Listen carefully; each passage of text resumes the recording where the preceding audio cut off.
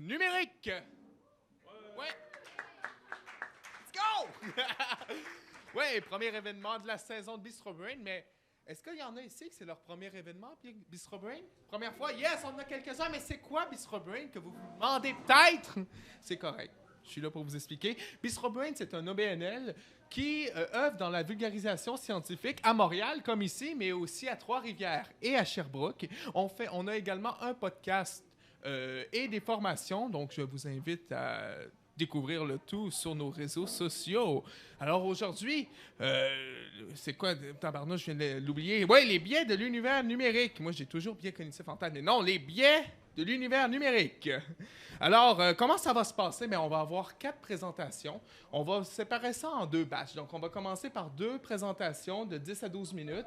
On va se faire une petite pause histoire de se dégourdir les jambes et peut-être d'aller se rechercher quelque chose au bar. Et on va terminer par nos 2 autres présentations de 10 à 12 minutes.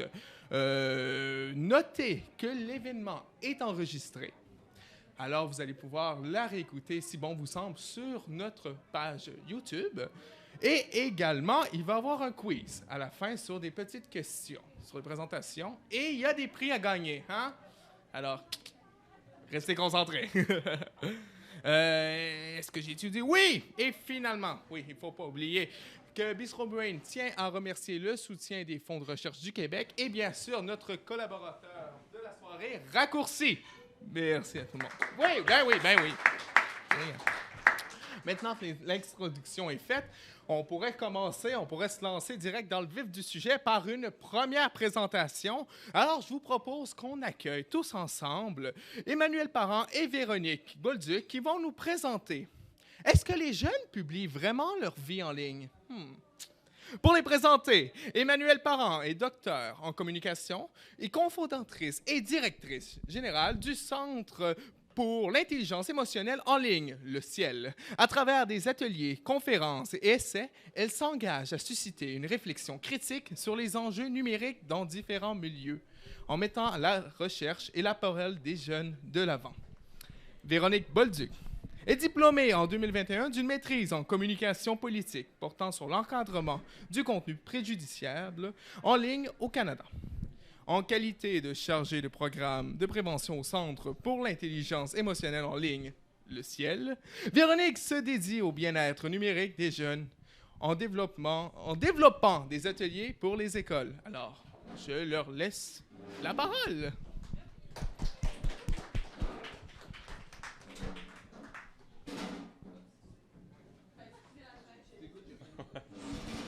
La limite à l'empathie. Manu, je veux pas le pointer.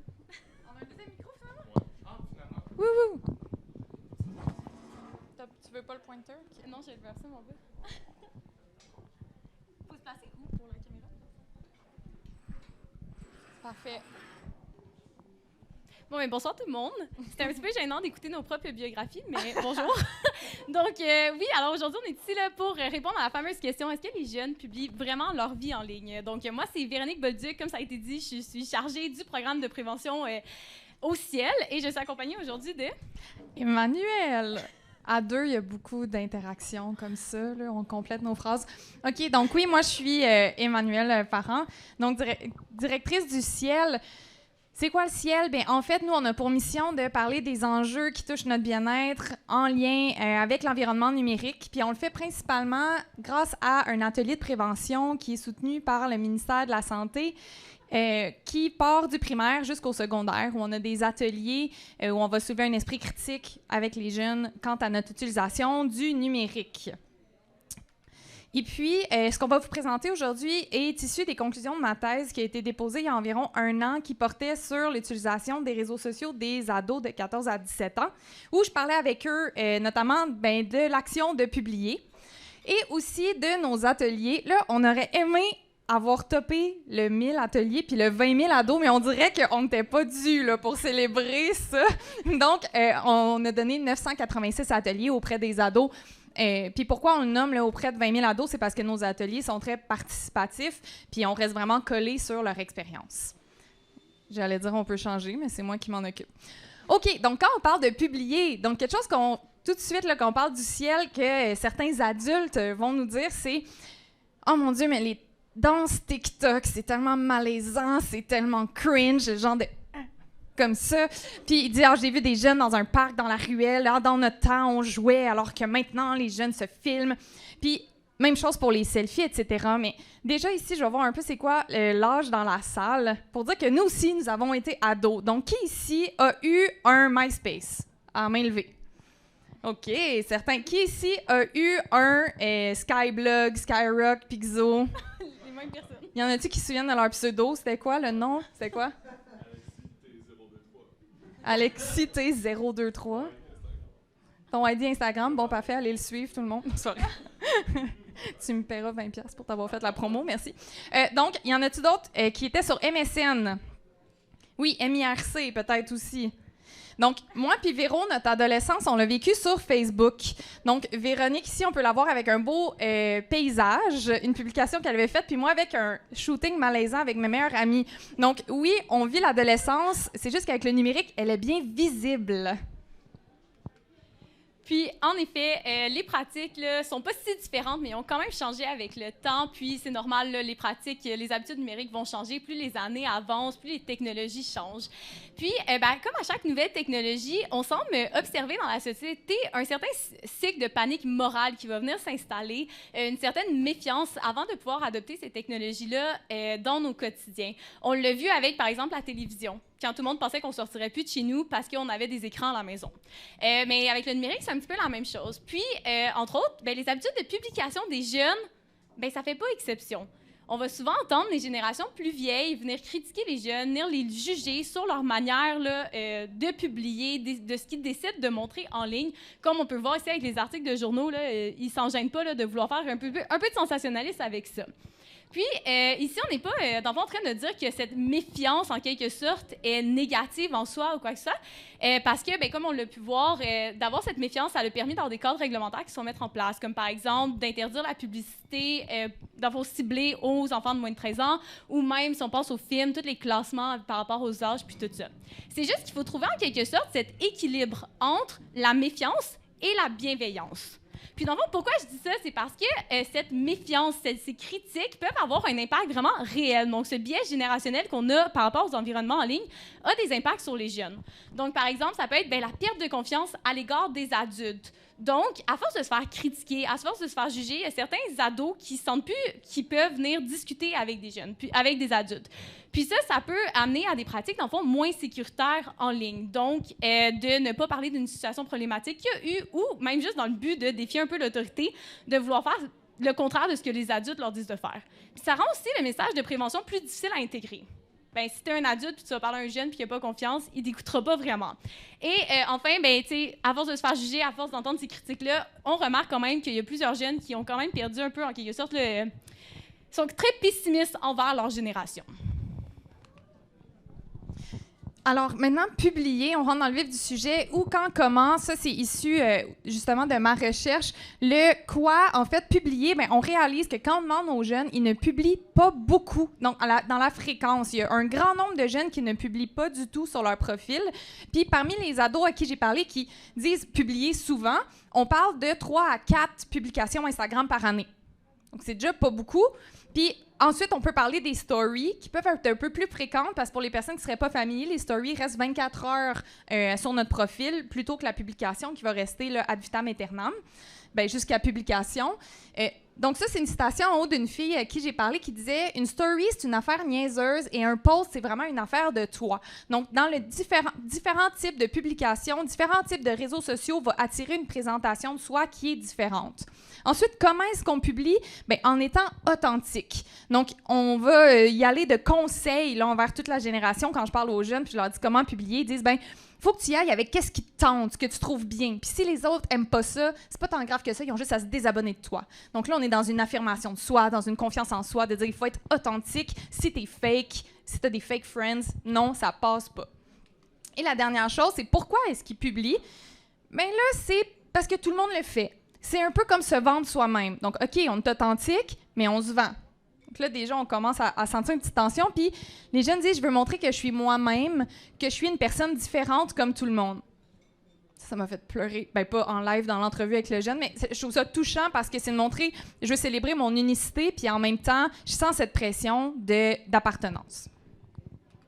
Puis, à écouter les jeunes, je sais pas pour vous, mais moi, je vois une certaine contradiction qui semble un peu se dessiner. Donc, être authentique versus être comme tout le monde. C'est un peu comme vouloir dire, ben, je vais être vrai en même temps d'être parfait. Personnellement, je sais pas comment faire ça.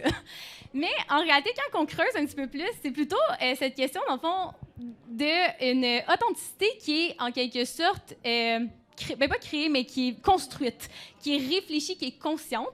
Puis la raison, c'est pourquoi? C'est parce que publier, c'est d'abord et avant tout vraiment un acte social. Donc, c'est vraiment une action sociale où est-ce que tout le monde va venir nous voir comment qu'on agit puis qu'est-ce qu'on fait. Puis, d'abord, quand on dit que c'est la création d'une identité, c'est la création d'une identité qui va venir répondre aux normes sociales, va venir répondre aux différents codes sociaux que les jeunes ont entre eux pour avoir un peu ce qu'on appellerait la désirabilité sociale en quelque sorte. Donc, mais dans le fond, c'est pas anormal ou c'est pas propre au numérique de vouloir faire ça. Juste aujourd'hui, de la manière que j'ai décidé de m'habiller, de la manière que je m'adresse à vous, c'est moi ici qui viens en quelque sorte choisir qu'est-ce que je montre, de choisir un peu de ce qu'on appellerait de gérer l'impression que vous allez avoir de moi. Puis c'est vraiment ce que les jeunes font en ligne. C'est la gestion de l'impression qui est un concept de Goffman vraiment connu et appliqué dans la vie de tous les jours. Donc, c'est cette idée de venir vraiment choisir c'est quoi les informations qu'on va mettre de l'avant, qu'on va montrer à autrui pour venir avoir un certain contrôle sur l'image puis sur la manière dont les gens nous perçoivent. Mais ça veut pas dire pour autant que les jeunes sont fake ou que les jeunes, que c'est pas vrai ce que le monde montre, qu'ils sont pas authentiques. C'est juste une manière un petit peu de pouvoir montrer qui on est de manière à ce que ça va être le mieux reçu par les gens qui sont devant nous. Mais ça reste qu'il y a un des dangers à faire trop de gestion d'impression, c'est un peu de s'oublier nous-mêmes, de toujours vouloir se conformer, de toujours vouloir faire ce que les autres ont envie de voir, de vouloir trop se coller aux normes, exemple en ligne, aux tendances en ligne, puis d'oublier c'est qui on est de manière authentique, d'oublier c'est quoi nos passions, ou de pas explorer d'autres parties de notre identité qu'on pourrait vraiment adorer, puis qu'on pourrait trouver d'autres personnes aussi qui aiment ces choses-là. Puis quand tout le monde montre le meilleur côté d'eux-mêmes, puis que tout le monde gère son impression, même si on reste authentique, ben ça peut mettre un biais de positivité en ligne. Donc ça commence à être très documenté, le fait que c'est comme si tout allait toujours bien. Hein? Puis oui, on le voit, comme Véro le décrit avec les pères, on voit que nos pères, ils vont partager des événements heureux, mais on le voit aussi dans tout ce qui... OK, il y avait un son. Là. OK. Mais on le voit aussi dans tout ce qui va être fondamental pour la plateforme, ce qui est toutes les transactions économiques qui se font dans son cadre. Donc, pour les publicités, donc j'ai mis 2 compagnies québécoises. Donc, un, c'est Oaka Swimwear, qui a été créé d'ailleurs par une influenceuse, où quand tu scrolles sur TikTok, Instagram, peu importe, ben tu vas voir aussi beaucoup de publicités. Puis dans des publicités, on veut vendre, donc nous sommes heureux. Alors là, encore une fois, c'est positif. Et ça a le même format que le post de tes amis. Aussi, même les influenceurs qu'on suit, les créateurs de contenu, eux aussi, pour gagner leur vie, ils vont se faire payer pour faire de la publicité. Ils deviennent en quelque sorte un panneau publicitaire. Donc ici, c'est Claudie Mercier qui faisait une publication pour Chef Cookit.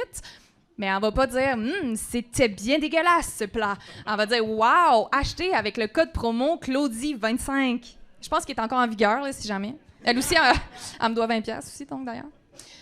Mais par exemple, ce biais positif, malheureusement, on remarque qu'il peut avoir des impacts parce que lorsqu'on parle du processus de comparaison sociale, qui n'est pas fondamentalement mauvais, ben si on a toujours... surtout quand on cherche une identité puis qu'on est ado, si on se compare tout le temps négativement, ben il y a des études qui font un lien entre des symptômes dépressifs, de fatigue, de dévaluation, de manque de motivation, puis de grands utilisateurs de réseaux sociaux. Mais une variable qui va médier, en fait, les symptômes dépressifs puis une grande utilisation des réseaux, ça va être justement une faible image corporelle, une faible estime de soi, les chercheurs vont faire l'hypothèse qu'il y a aussi un lien avec tous les biais positifs. Puis, je vais passer rapidement, mais tu sais, même pour tout ce qui est non pathologique, ben, une étude de Léger mesurait chez les ados que 52% des jeunes trouvent leur vie moins excitante que celle des autres. Donc, on se demande si les réseaux sociaux n'ont pas un lien à jouer là-dedans. Puis, avec le temps qui avance, en mode vraiment rapidement, on va revenir à notre question initiale de est-ce que les jeunes publient vraiment toute leur vie en ligne? Eh bien, quand on demande aux jeunes, c'est quoi vous faites? C'est quoi votre activité numéro 1 sur les réseaux sociaux? Eh bien, c'est de dire qu'ils communiquent. Ils utilisent ces réseaux sociaux pour rester en contact avec leurs amis. Mais pourtant, les plateformes, ils n'ouvrent pas avec notre messagerie directement d'ouverte. Non, si on ouvre, exemple, Instagram ou TikTok, ça va ouvrir sur une publication directement. Donc ça, c'est principalement, c'est pour leur système économique, c'est à leur bénéfice d'amener les gens à publier et dans le fond, c'est comme ça qu'ils vont pouvoir faire des profits. C'est vraiment de constamment d'inciter les gens à mettre des publications en ligne.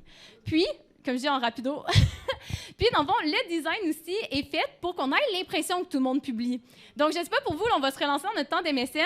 On pouvait voir nos amis qui étaient hors ligne. Donc, on voyait les gens en ligne, mais on voyait aussi les gens hors ligne. Donc, on n'avait pas l'impression que tout le monde était toujours connecté. Tandis que c'est vraiment plus le cas maintenant. On voit tout le monde, juste les gens en ligne maintenant quand on regarde ces réseaux sociaux. Puis aussi, quand ils ont réalisé que les jeunes publiaient moins de publications, ils ont embarqué les stories. Puis quand les stories, c'est un peu moins populaire, ils se sont mis à mettre les amis proches. Donc, les plateformes vont toujours se changer pour constamment inciter les gens à être de plus en plus visibles en ligne. Donc, avec les jeunes, comme avec vous, en fait, on veut justement déboulonner le biais de toujours positif et le biais de, les plateformes sont pas neutres, elles veulent qu'on publie, veulent qu'on interagisse avec le contenu, qu'on fasse des données. Donc ça peut avoir un impact sur notre perception de nous-mêmes puis sur la perception qu'on a du monde autour de nous, donc avec les jeunes. Donc, on a mis 3 petits messages clés ici. Les jeunes ne publient pas tous leur vie en ligne, ce n'est qu'une impression. Eux, ils veulent rester authentiques tout en s'imaginant le regard des autres. Puis les plateformes donnent l'illusion que tout le monde publie pour nous inciter à le faire. Fait que merci tout le monde. Merci! Nous ferons une petite période de questions de 5 minutes. Ah oui. Si les personnes ont des questions. On peut donner un micro. Le micro, c'était 8 secondes. On peut. Oui, on peut juste poser les questions puis je les répète, sinon je vous le lance et vous l'attrapez. Hein? Le fil est pas assez long. Ouais, on va éviter alors. Oui!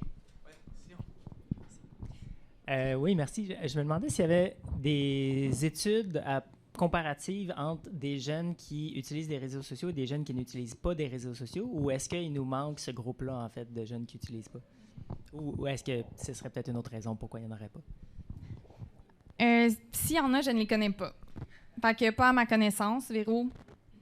Je ne pense pas. Des études comparatives, non, mais c'est une des difficultés, en fait, dans toutes les études qui essaient de mesurer les impacts des réseaux sociaux, c'est que tout le monde les utilise, puis je dirais même que les personnes qui ne les utilisent pas, c'est quasiment une forme d'utilisation parce qu'ils vivent une pression quand même, par exemple, la culture TikTok, tu as des jeunes qui n'ont pas le droit, mettons, à cause de leurs parents, d'avoir TikTok, mais ils vont regarder sur YouTube des compilations des TikTok les plus populaires, ou quand ils arrivent à l'école, les autres vont faire des jokes avec des challenges TikTok, fait qu'ils vont quand même comprendre la référence, ou ils vont regarder par-dessus l'écran de l'autre, fait que tu le vois, le biais positif quand même, ça prend pas grand temps avant d'assimiler que tout le monde est beau là-dessus.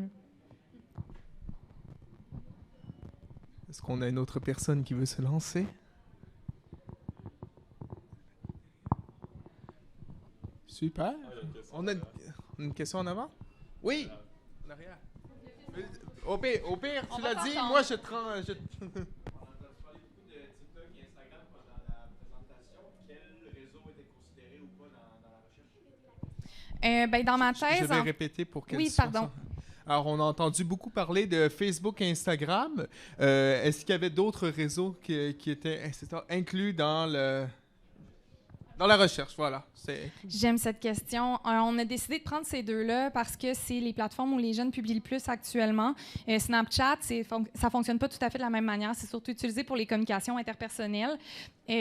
Pour ma thèse, en fait, dans nos ateliers, on parle du numérique plus largement, donc la place des téléphones, des jeux vidéo dans notre vie. Et personnellement, moi, je parlais des réseaux sociaux selon la compréhension des jeunes. Fait que il y en a certains qui me parlaient de YouTube, il y en a d'autres qui me parlaient de Discord, il y en a qui me parlaient de...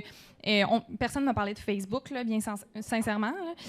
Mais de Instagram, etc. En fait, moi, comment je le prenais, c'était... je les mettais tout dans le même bassin parce qu'ils fonctionnent tous selon le modèle d'affaires basé sur les publicités, sur la compilation de données qui va avoir un impact sur leur design. Puis sont tous dans le même écosystème de plateforme où quand TikTok décide de faire des vidéos rapides de 30 secondes, YouTube sort les shorts, Instagram sort les Reels, puis c'est « Oh non, tu vas pas prendre l'attention de mes utilisateurs parce que je veux moi aussi la conserver. » Donc, c'était tout.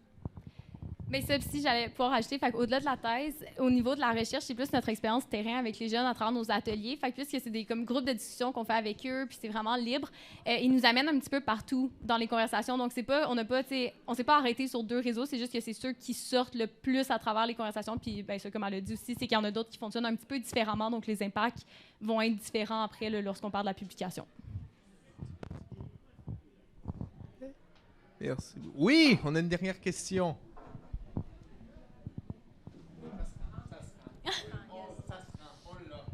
Oui, merci beaucoup. Je me demandais, je fais un lien avec avec Ciel. Est-ce que, comment, l'intelligence émotionnelle peut être un facteur de protection envers toutes ces choses que vous avez nommées? Merci. Oui, OK, parfait.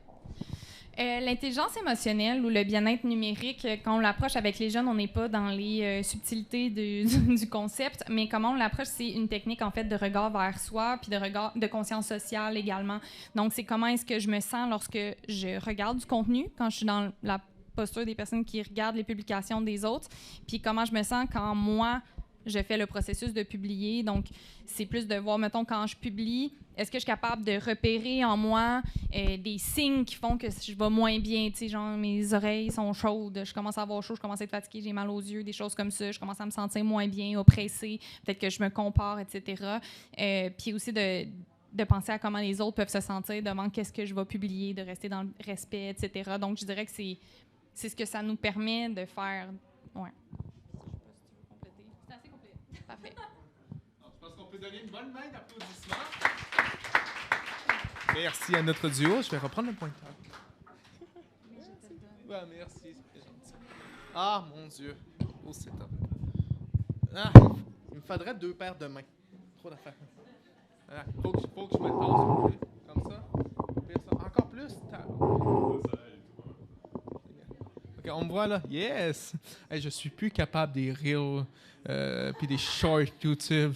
Ah! C'est tellement chronophage, c'est horrible. Oh mon Dieu. Yes!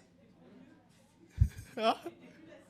Non, c'est ça, mais ça me prend quand même mon énergie, ma concentration. M'énerve. Voilà. Le problème est dit.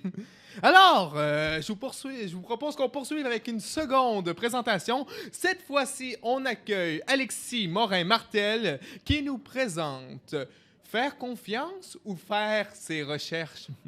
Pour lui faire une petite présentation, Alexis est étudiant au doctorat en philosophie à l'Université McGill. Il s'intéresse surtout à des questions éthiques et épistémologiques liées aux nouvelles technologies. Il détient également un baccalauréat en droit obtenu à l'UQAM. Alors, je lui laisse la parole.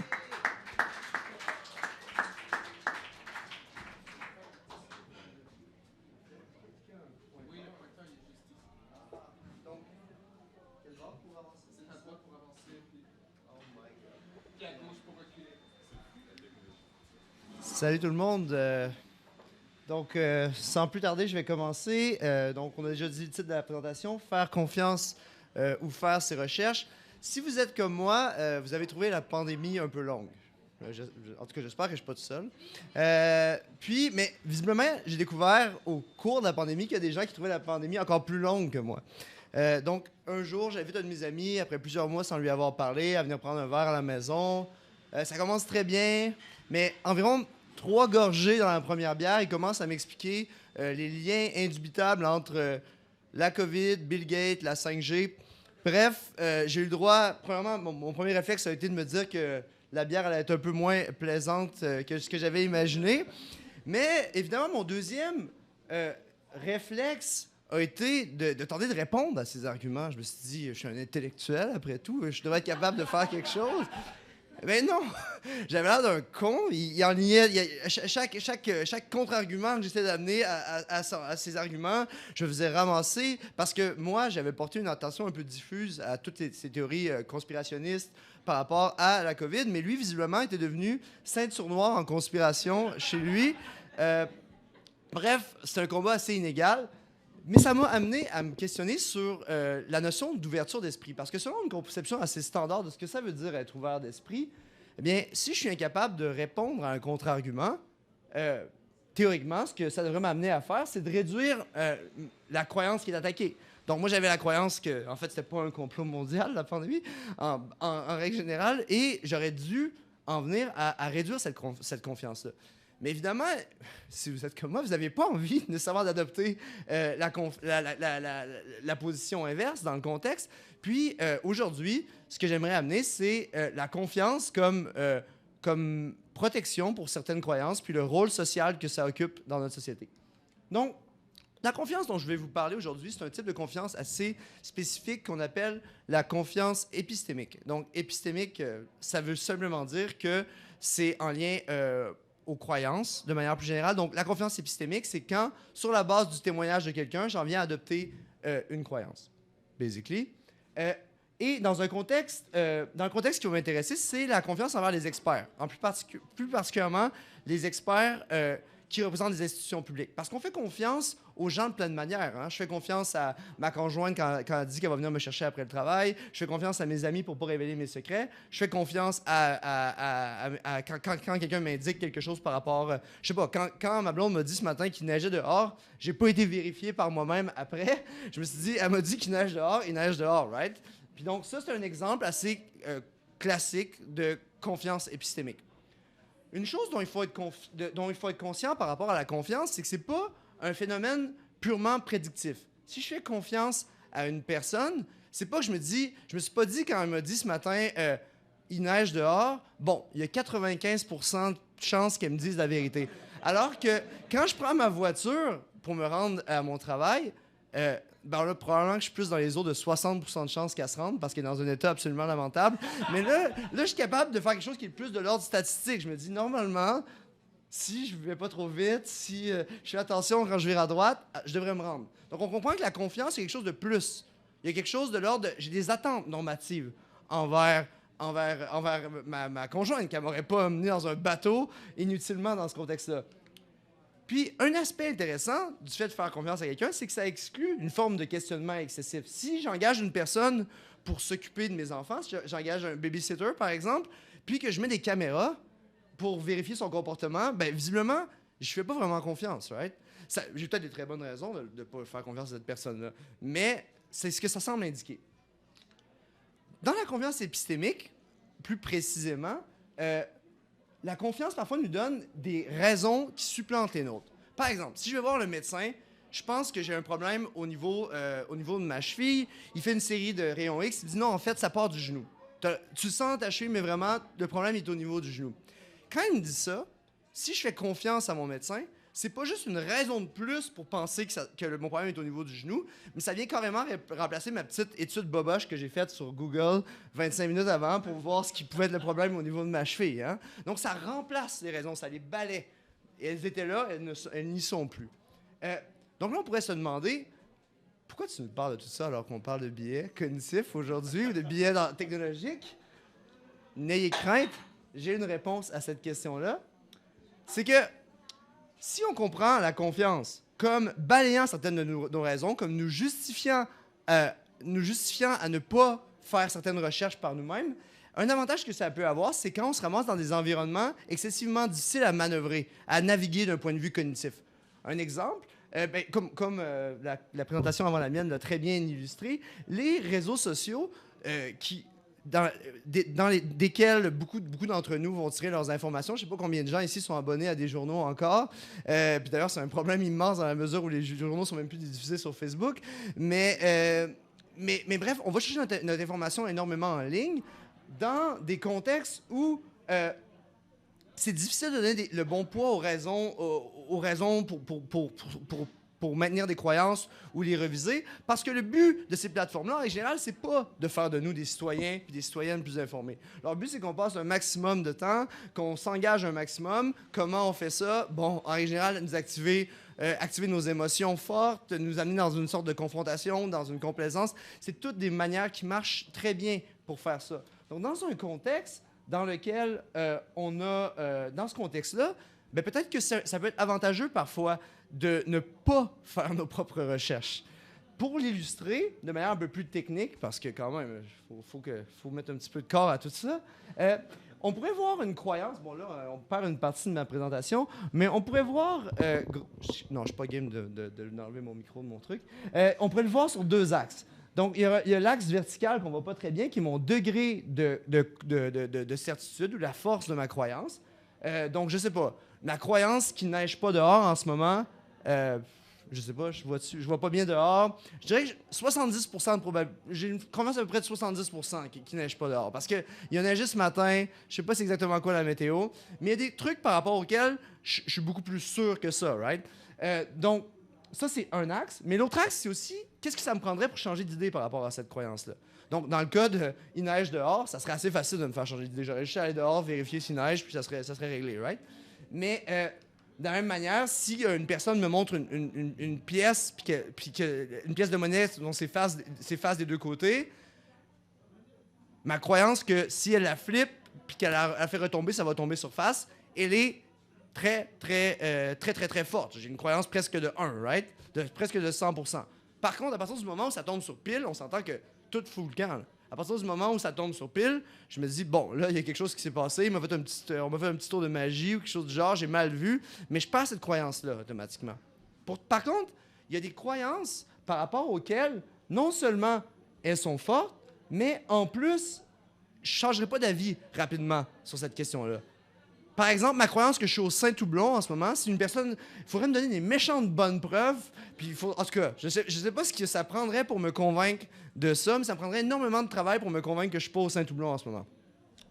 Puis je pense que quand on fait confiance à des autorités épistémiques comme les experts, quand on s'en remet à eux, puis qu'on a raison de le faire, parce qu'il y a des cas dans lesquels les experts sont évidemment pas dignes de confiance, mais quand on a raison de le faire, eh bien, ça nous donne un type de croyance qui est à la fois fort, puis desquels, puis qui sont plus difficilement révisables que d'autres croyances. Parce que je reconnais que j'ai pas l'expertise dans ce domaine-là, parce que j'ai des attentes par rapport à cet expert-là qui ne me mènerait pas en bateau, ce qui explique d'ailleurs à quel point on est absolument outré quand il s'avère que nos experts qui dépendent d'institutions publiques nous trompent. Quand on nous a dit au début de la pandémie que les masques n'étaient pas une bonne idée pour finalement revenir en arrière, je pense que beaucoup d'entre nous ont ressenti une frustration légitime.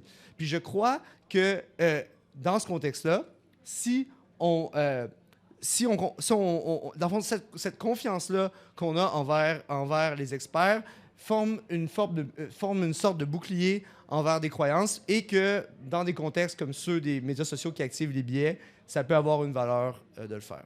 Merci beaucoup.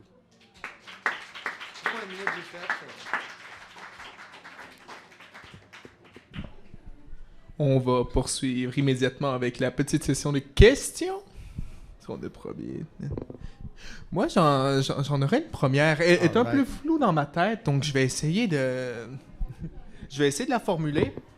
Mais quand on prend exemple, une croyance comme exemple, Saint-Toublon, être au Saint-Toublon, que c'est difficile de ne pas y croire que présentement on est au Saint-Toublon, il y a un aspect qui est vérifiable dans cette croyance-là. Mais dans des croyances qui sont plus, comment je pourrais dire, abstraites, immatérielles, on n'arrive pas devant un mur qui est difficile à surmonter, d'être capable de prouver l'existence, surtout dans une situation où le statut d'expert, présentement, j'ai l'impression que il est un petit peu approprié par tout le monde, parfois à tort et à travers. Est-ce que je suis clair? Oui. Non? Donc, dans le fond, je pense que ce que je comprends de ça, c'est que, le fait... C'est beaucoup plus facile pour moi d'adopter de manière justifiée la croyance que je suis au Saint-Toublon, right? C'est plus facile pour moi de me dire « Hey, j'ai des méchantes bonnes preuves que je suis au Saint-Toublon », parce que quand une personne se présente comme un expert, eh bien, j'ai pas les mêmes... peut-être que c'est pas clair à quel point je peux lui faire confiance. Puis c'est un problème immense en ce moment, parce que il y a une chose qu'il faut noter avec ce que je présente en ce moment, c'est que ça a juste une valeur, la confiance, dans la mesure où elle est bien placée. Puis c'est un gros problème. La pandémie a affaibli la confiance de beaucoup de gens envers les experts. Et ça, c'est un immense problème au niveau public. Moi, vraiment, ce que je voulais mettre de l'avant aujourd'hui, c'est que quand la confiance est bien placée, un des avantages qu'elle confère, c'est de créer des croyances qui sont plus robustes que d'autres. Puis ça peut avoir un avantage social. Mais là, dans le fond, peut-être, étant donné, comme tu l'as dit, ce problème-là de l'expertise, la réponse peut-être à ça, c'est d'avoir des institutions plus robuste, qui s'assure que les experts soient dignes de confiance envers nous. Puis, puis pas juste ça, qui s'explique d'une manière qui est accessible à la population, aux citoyens et aux citoyennes pour qu'ils puissent faire davantage confiance. Parce que les sociétés qui ont le mieux performé, c'est une drôle de manière de dire ça, pendant la COVID, c'est les sociétés où il y avait le plus de confiance envers les institutions, envers les experts, interpersonnels. Puis je pense qu'on peut juste pas se permettre de perdre cette dimension-là, étant donné à quel point le savoir maintenant est hyper spécialisé. On a besoin de faire confiance à des gens. On fait confiance à une tonne de monde. J'ai fait confiance à quelqu'un j'ai fait confiance au brasseur, sûrement excellent, de la bière que j'ai bu ce soir. J'aurais très bien pu me faire empoisonner si ma confiance était mal placée. Donc, c'est juste un fait incontournable, malheureusement, ou heureusement, la confiance. Merci beaucoup. Est-ce qu'on a quelqu'un? Oui! Oui, j'ai une question qui nous mène un petit peu ailleurs, là, plus sur un pan éthique, mais est-ce que tu penses qu'il y a des situations où des experts et des expertes se doivent de cacher ou dissimuler ou changer certains éléments qui sont pourtant vrais ou avérés? Ah! Désolé. Mais ça, c'est une question... Ouais. Ouais. Ben, j'imagine que ça dépend toujours du contexte. Il faudrait avoir je pourrais pas dire maintenant d'entrée de jeu dans tous les cas, il faudrait dire la vérité, mais ouais, ah oui, merci de rajouter du contexte. J'ai un exemple qui pourrait Ouais, peut-être servir. cool. C'est au début de la pandémie, justement, il y avait des théories comme quoi ça pourrait peut-être être, la COVID aurait peut-être pu prendre origine dans un endroit de recherche en Chine. Oui. Puis ça a tout de suite été balayé du revers de la main par bien des gens en disant voyons donc, ça n'a pas de bon sens. Puis là, seulement après, finalement, les gens ont dit ah ben peut-être qu'effectivement. Mais évidemment, la raison pourquoi ça a été balayé du revers de la main, il me semble, c'est surtout pour des raisons justement un peu éthiques de dire ben on va pas ostraciser les Chinois en général puis les personnes d'origine chinoise partout ailleurs dans le monde pour ces raisons-là parce que ça serait pas mérité. Mais finalement, c'était peut-être pas exactement conforme à la vérité. OK. Ou en tout cas, on le sait pas, mais c'était au moins une possibilité, il semble. Je pense que si on regarde un peu la structure, donc tantôt ce que tu disais, là, que c'est de plus en plus dur de faire confiance, on sait plus qui est expert, qui est pas expert. Je pense que, en tout cas, une chose est sûre, c'est qu'une fois que la confiance est détruite, elle est très, très, très difficile à rebâtir. Il y a plein d'études en psychologie sur l'incapacité des gens à faire confiance dans la mesure où ils se sont sentis trahis par le passé. Les personnes marginalisées, en règle générale, ont plus de mal à faire confiance aux institutions parce que les institutions sont rigged contre eux ou ont été rigged contre eux par le passé. Donc, je pense que c'est difficile de donner une réponse exacte parce que tu as raison qu'il y avait il n'y avait pas une certitude par rapport à cette piste-là. Ça amenait probablement à ostraciser une partie de la population. Mais je crois que dans la balance, une raison qui doit vraiment être prise en compte, c'est si on détruit cette fleur qui est la confiance, ça va être difficile de la faire pousser après. Mais je peux pas donner mieux que ça. Merci. Oui. Puis ça, je pense que ça, c'est un autre aspect, ça pourrait avoir un lien avec ma présentation, mais je pense que le réflexe de beaucoup de monde dans ces contextes-là, ça a été d'évacuer ces gens-là de leur vie puis de les ostraciser, justement. Puis qu'est-ce que ça fait, c'est que ces gens-là se renferment encore plus dans un environnement virtuel qui est toxique pour eux, en règle générale. Puis je pense que, en tout cas, c'est une grosse partie de l'appel, le sens de communauté dans les gens qui adhèrent à des théories complotistes. Puis... Est-ce qu'on peut revoir la question au micro, parce que j'ai pas réussi à l'entendre et qu'on puisse la voir dans notre Donc la question qu'elle me posait, c'était à savoir si je parlais encore à mon ami. Puis ça, je pense que justement, c'est pas facile tout le temps hein, dans ces contextes-là. Je pense que beaucoup de monde l'ont vécu. C'était très difficile, mais je pense que c'est essentiel de conserver des liens, à moins que ça devienne trop un coup personnel fort. Mais dans la mesure où on est capable, évidemment, exclure les gens... exclure les gens, c'est aussi une manière de démolir la confiance interpersonnelle. Alors, on peut donner une main d'applaudissement. Merci beaucoup.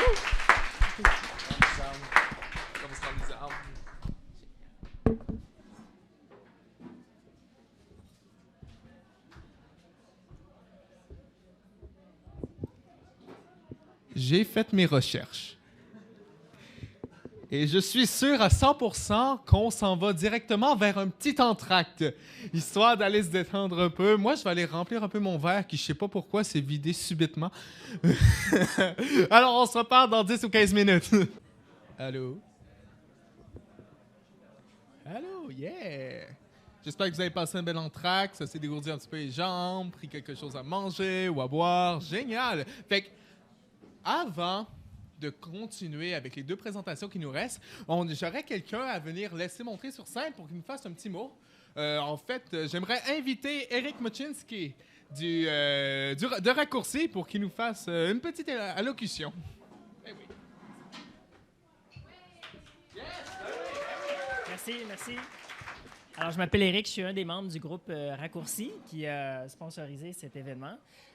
Juste un petit mot pour vous dire c'est quoi en fait Raccourci. C'est une plateforme en ligne a priori, c'est-à-dire la grosse chose qu'on fait, c'est on met en ligne du contenu vulgarisé à propos des biais cognitifs. Ça a été fondé en 2020 par Chloé Gratton et Émilie qui est ici. Parce qu'elles ont constaté que les biais cognitifs, il y a beaucoup de gens qui en parlaient, mais il y avait très peu de ressources vulgarisées, surtout en français, à propos de ce que c'est, comment ça fonctionne, etc. Donc, les 2 travaillent en psycho, font de la recherche à propos des biais cognitifs, puis ont décidé de créer Raccourci pour mettre du contenu en ligne qui serait accessible et gratuit pour tout le monde. Ce qu'il faut dire aussi, c'est que le contenu qui est mis en ligne, c'est fait par pas tant que ça l'équipe Raccourci, c'est-à-dire qui fait une partie du contenu quand même, mais c'est beaucoup des chercheurs et des chercheuses de partout, en fait, qui contribuent. Puis c'est du contenu qui est revu par les pairs. Donc, la science derrière ça, c'est vraiment issu de la recherche. Vous pouvez nous faire confiance. Nous sommes effectivement des bons experts. Puis donc, tout ce qui est publié en ligne a été revu par les pairs et est supposé être vulgarisé et accessible aussi pour tout le monde. Donc, depuis ce temps-là, on fait des événements comme ça, on fait des présentations aussi dans des écoles, dans des milieux professionnels à propos des biais cognitifs, puis l'inclusion, la diversité, tout ce genre de choses-là. Puis j'aimerais prendre juste un petit moment pour remercier vraiment beaucoup nos présentateurs, nos présentatrices de ce soir, sans qui on ne serait pas capable de faire des événements comme ça. Merci.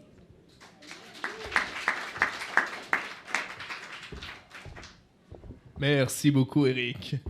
Alors, sur ce, on est prêt à repartir avec notre 3e présentation. On accueille sur scène... Descends. Voilà. Andréane! Ben oui, petit temps, c'était prévu. Andréane Sabourin-Laflamme, qui nous présente Biais et intelligence artificielle, le mythe de la neutralité technologique déboulonné.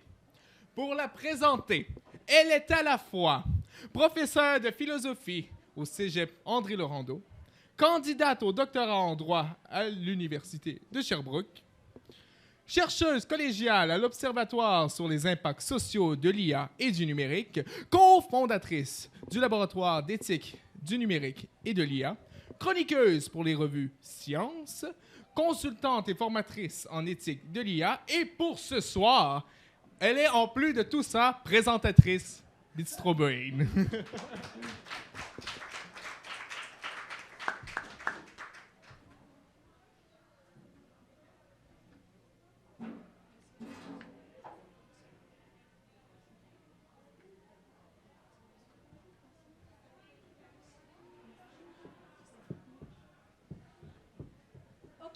Alors, bonjour tout le monde, bonsoir.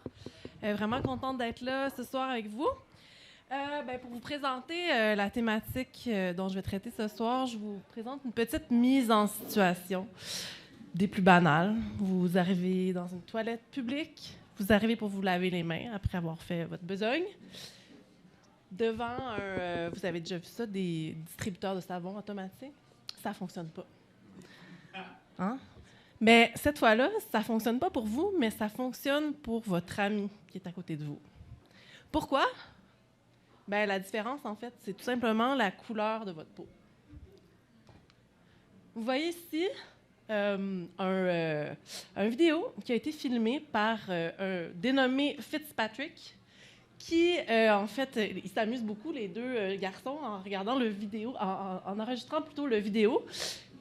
Lui essaie d'activer le distributeur de savon. Il a la peau noire, vous voyez bien. Et son ami, essaie ensuite de lui, puis il réussit du premier coup, alors que lui ne réussit pas du tout. Donc, c'est ça. La thématique dont je vais vous parler aujourd'hui, c'est les biais dans l'univers numérique, mais en particulier les biais en intelligence artificielle. En fait, il existe un mythe qui est très répandu en technologie. C'est l'idée que, en fait, la technologie, elle est neutre. Et beaucoup plus neutre d'ailleurs que nous, les humains, qui sont biaisés. Parce que nous, on a des stéréotypes, on a des biais, on a des préjugés, alors que la technologie, elle, qui est faite de plastique, de métal, ben elle est neutre. Mais ce qu'on peut constater dans la vidéo que vous avez vue, puis c'est que c'est une réalité qui n'est pas anecdotique, ce n'est pas anodin, c'est réellement quelque chose qui existe et qui se reproduit dans plusieurs sphères d'activité, y compris en intelligence artificielle. Donc, ce dont je veux parler ce soir, c'est ce qu'on appelle les biais algorithmiques. Les biais algorithmiques, c'est une forme de biais qui diffère des biais cognitifs, dont plusieurs ici connaissent l'existence, mais qui se reproduisent cette fois-ci non pas par des humains, mais par des machines. Donc, c'est vraiment ici l'idée que les biais, ce ne sont pas des humains qui les produisent, mais ce sont la technologie qui est donc à l'origine de ce biais-là. Maintenant, ce qu'il faut savoir, c'est que l'idée que la technologie est neutre, ça repose sur l'idée que, en fait, c'est une théorie en philosophie de la technologie qu'on appelle l'instrumentalisme. En fait, c'est l'idée que la technologie est un simple instrument qu'on peut utiliser à la fois pour faire le bien, à la fois pour faire le mal, mais qu'elle n'a pas de valeur en soi. Okay? Donc maintenant, ce qu'on sait, puis ça a été abondamment documenté en technologie, c'est que la technologie, elle est porteur, elle porte des valeurs, elle porte des préjugés, elle porte aussi des stéréotypes. Et le problème, c'est qu'en intelligence artificielle, puis on le sait, on le voit dans la plupart de nos sphères d'activité, l'intelligence artificielle est de plus en plus présente. Que ce soit dans les médias sociaux, les algorithmes sont utilisés pour présenter le contenu qu'on voit à chaque jour, que ce soit pour les systèmes de recommandation à tous les jours qui sont utilisés pour générer le contenu qui nous est proposé sur Netflix ou sur Spotify. Ces systèmes-là sont gérés par des algorithmes et ils sont de plus en plus présents autant en divertissement qu'en santé, qu'en économie, qu'en éducation. Et le risque, en fait, c'est de perpétuer cette idée-là que la technologie, elle est neutre et qu'elle ne perpétue pas donc de biais. Et le problème ici, en particulier, puis compte tenu aussi du fait que, bien évidemment, on est de plus en plus confronté à cette réalité-là dans nos différentes sphères d'activité, c'est que se perpétue donc ce qu'on appelle justement ici des biais algorithmiques. Et le problème, c'est que ces biais-là peuvent mener à ce qu'on appelle la discrimination algorithmique. Donc, c'est-à-dire lorsque ces biais-là ont un effet qui est préjudiciable et lorsque cet effet-là est préjudiciable envers certains groupes qui sont protégés par les chartes, bien, c'est illégal. Sauf qu'on est dans une situation où on n'a pas nécessairement conscience de ces biais-là. Et le problème, réellement, c'est que ce qu'on s'aperçoit, c'est que réellement, ce qui peut se produire, c'est que non seulement les biais qui sont de nature humaine, il faut quand même insister là-dessus, ce n'est pas la technologie qui est biaisée, c'est qu'elle reproduit des biais qui sont présents dans notre société, sauf qu'elle peut les accentuer et elle peut les automatiser. Et c'est là où ça devient particulièrement problématique parce que ces biais-là peuvent donc être exacerbés par la technologie. Bon, maintenant, il y a plusieurs sources de biais possibles en intelligence artificielle et en technologie en général. Il y en a une de ces sources-là qui peut être expliquée par le fait que les systèmes d'intelligence artificielle sont produits souvent par des groupes qui sont assez homogènes. Donc ici, vous voyez Timnit Gebru, qui est une chercheuse en intelligence artificielle, qui, en fait, a trouvé une manière d'expliquer ce problème-là. Elle dit que l'IA a un problème, elle appelle ça le problème de Sea of Dudes. Donc, c'est une mer de gars en IA. Donc, on sait que même si c'est un petit peu en augmentation, en fait, il y a encore seulement une personne sur 5 qui sont des femmes en IA. Et donc ça peut faire quoi? Ça peut faire en sorte que, sans le vouloir, puis évidemment, ce sont des biais aussi dont on n'est pas conscient, un peu comme dans les biais cognitifs, sans le vouloir, on peut créer des dispositifs technologiques qui sont racistes, comme le distributeur de savon qu'on a appelé depuis la diffusion de cette vidéo-là, le distributeur de savon raciste. Donc, ça augmente un peu, mais la situation reste quand même problématique en termes de diversité en technologie. Quelques exemples de biais algorithmiques. Vous avez peut-être entendu parler, donc en 2018, de ce fameux exemple d'Amazon qui a fait Code École, en fait, un exemple tristement célèbre. Amazon a réalisé que son système de sélection de candidatures à l'emploi était discriminatoire. Donc, puisque on avait entraîné le système à sélectionner des candidatures qui ressemblaient à celles qui avaient été sélectionnées par le passé puis qui travaillaient chez Amazon depuis longtemps. Mais ce qu'on s'est aperçu, en fait, c'est que le système rejetait systématiquement tous les CV où on mentionnait le mot « femme », tout simplement. Et donc, on rejetait systématiquement Et donc, ce qu'on voit, c'est que ce problème-là, encore une fois, ce n'est pas comme en technologie en général, anecdotique. Et on sait que de plus en plus d'organisations utilisent l'IA aujourd'hui pour sélectionner leurs candidatures. Donc, évidemment, c'est un problème. Un autre exemple aussi assez connu, c'est celui qui a été mis au jour par une chercheuse en IA au MIT qui s'appelle Joy Buolamwini. Et donc, elle, un peu par hasard, elle s'est rendue compte que elle travaillait, en fait, dans le cadre de son doctorat, dans le cadre d'un cours sur un projet, où est-ce qu'elle voulait que, quand elle se regarde dans un miroir, mais ce qu'elle voit refléter, c'est des figures féministes notoires. Okay? Et donc, ce qu'elle s'est aperçue, qu'elle avait la peau noire, c'est que pour que le système qu'elle utilisait, qui est un système de reconnaissance faciale, qui est basé sur l'IA, il fallait absolument qu'elle mette un masque blanc. Et c'était la seule manière que le système le reconnaisse. Donc, ce qu'elle a fait, c'est qu'elle a décidé de consacrer l'entièreté de sa thèse à cette question-là. Et donc, elle s'est aperçue que les systèmes de reconnaissance faciale, qui sont abondamment utilisés, ne serait-ce qu'aux États-Unis, par exemple, par les services policiers, on va en parler dans quelques instants, sont susceptibles d'être donc biaisés envers les personnes qui ont la peau foncée, puis envers les femmes aussi en particulier. Ici, vous avez un autre exemple très récent, aussi tristement célèbre, d'une femme qui était enceinte de 8 mois. Elle s'appelle Portia Woodruff. Et elle a été arrêtée parce que un système de reconnaissance faciale qui est utilisé par des policiers aux États-Unis considérait qu'elle était en fait susceptible d'être coupable d'un vol de voiture. Donc, elle était enceinte de 8 mois. Quand les policiers sont venus cogner chez elle. Et au début, elle pensait que c'était une blague. Elle leur a dit « Pensez-vous que je suis dans un état pour pouvoir voler une voiture en ce moment? » Eux, ils n'ont pas trouvé ça drôle, puis ils l'ont quand même amenée au poste de police où elle a été détenue pendant 11 heures.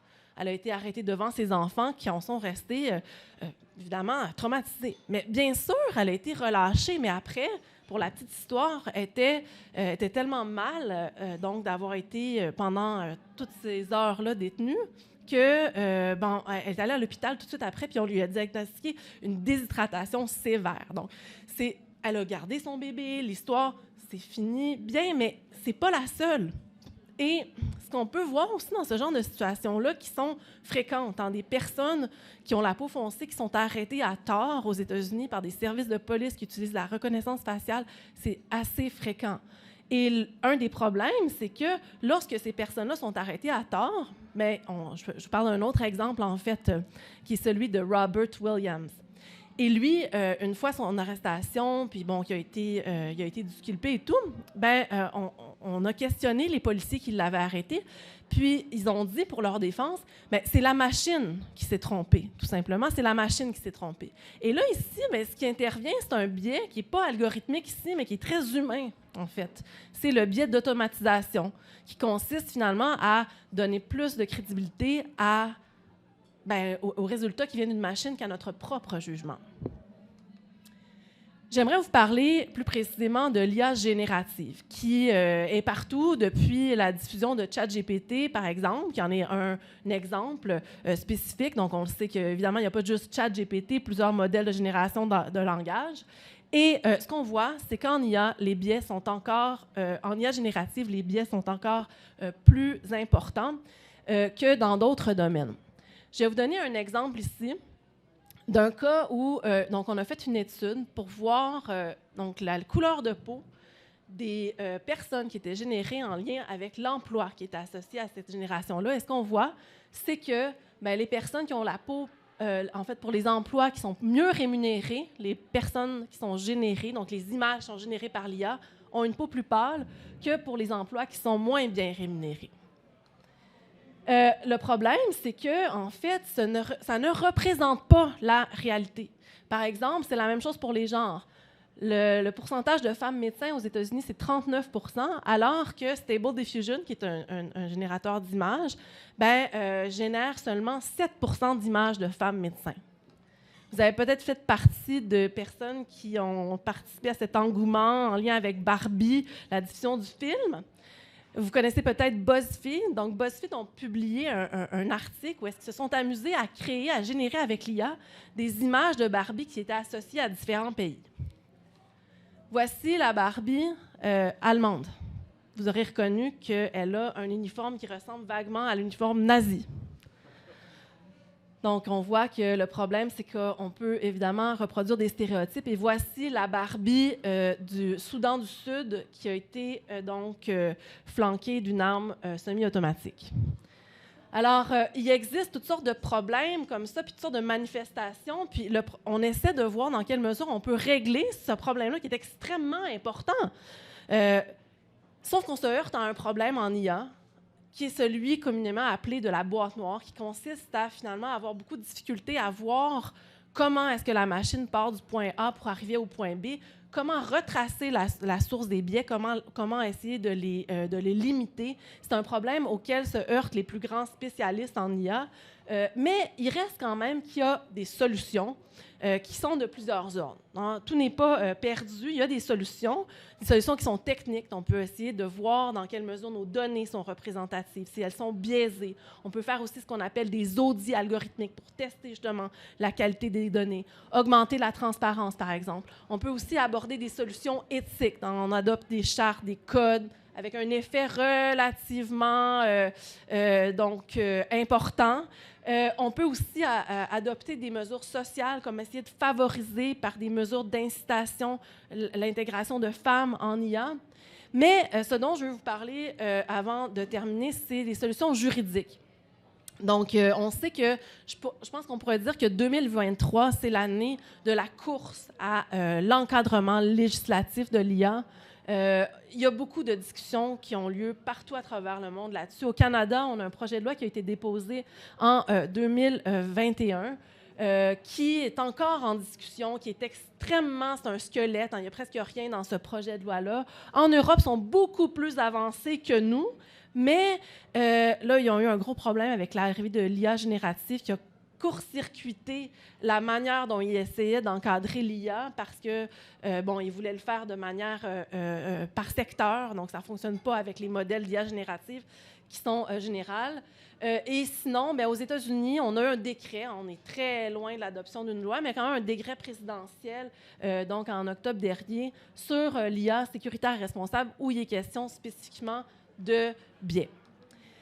On sait que l'IA va être de plus en plus présente dans nos différentes sphères d'activité, dans des domaines qu'on ne se douterait peut-être pas. Hein. On peut penser à la santé, bien sûr, mais peut-être à l'agriculture pour pouvoir optimiser les processus. On peut penser aussi donc à la logistique du transport. Donc, évidemment, aussi pour la détection de certaines maladies. Mais il faut s'assurer, en fait, que l'utilisation de l'IA puis les bénéfices certains qu'on pourra en tirer dans ces domaines-là soit fait de manière inclusive puis équitable pour toutes les personnes qui vont être impactées par cette nouvelle réalité-là. Et je terminerai en rappelant peut-être que, en fait, la question des biais en IA, c'est pas marginal. Ce n'est pas une erreur du système qu'il y ait des biais dans les systèmes d'intelligence artificielle. Je rappelle que les biais ne sont pas humains, ils sont le reflet des biais socio-historiques qui existent dans nos sociétés, dans nos histoires, mais elles peuvent les accentuer. Et c'est là où ça pose un problème particulier. C'est lorsque, évidemment, on sait qu'il y a peut-être plus de 90% des images qui sont sur le web qui vont être générées par l'IA dans les prochaines années. Bien, il faut absolument qu'on prenne conscience du fait que les technologies d'IA ne sont pas neutres, qu'elles peuvent être biaisées et que c'est plus, effectivement, qu'une erreur dans ce système, mais c'est plutôt, on pourrait dire, endémique. Voilà.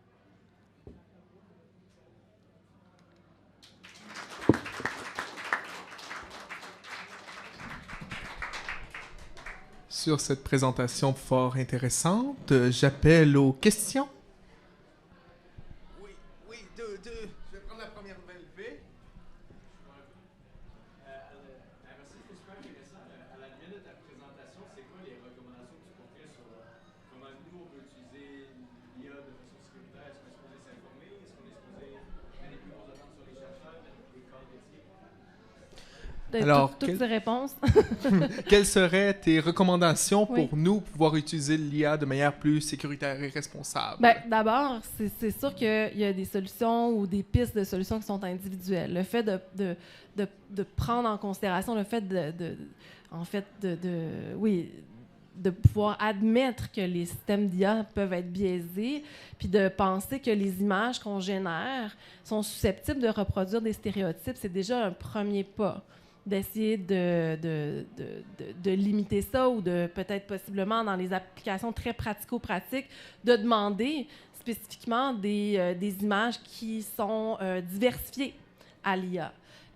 Si on choisit de l'utiliser. Donc, prendre en considération le fait que, effectivement, c'est un problème qui est endémique, on peut dire. Au niveau politique, c'est certain qu'il va falloir qu'il y ait un coup de barre, là, réellement, des gouvernements, parce qu'on parle ici de discrimination, de risques de discrimination, comme je disais, qui sont illégales et dans certains cas. Alors, il faut s'assurer qu'en fait, le problème, puis je ne veux pas trop m'étendre, mais c'est que ces sources de discrimination-là sont extrêmement difficiles à identifier, parce que les gens, souvent, ne savent même pas qu'elles sont l'objet de décisions qui ont été faites par l'IA.